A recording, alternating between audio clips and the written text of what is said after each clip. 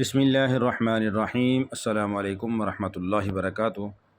حدیث پاک کے اندر آتا ہے خیر الناس من ينفع الناس، کہ لوگوں میں سب سے بہتر وہ ہے جو دوسرے لوگوں کو نفع پہنچائے۔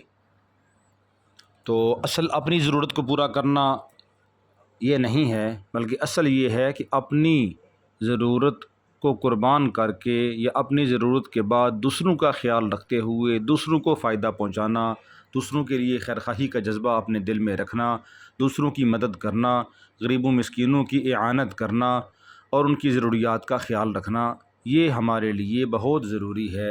اللہ رب العالمین نے ہمیں ہمارے اموال کے اندر ان کا حصہ بھی رکھا ہے۔ یہ بھی ہماری ایک بہن ہے، انہوں نے 2-3 راشن کے لیے کہا تھا، تو یہ راشن لے کر غربا مساکین کے 3 گھرانوں کے اندر یہ تقسیم کر دیا گیا ہے۔ اللہ رب العالمین اپنی بارگاہ عالیہ میں قبول فرمائے۔ اللہ تعالی ہماری اس بیان کو اپنی شایان شان اجر عطا فرمائے۔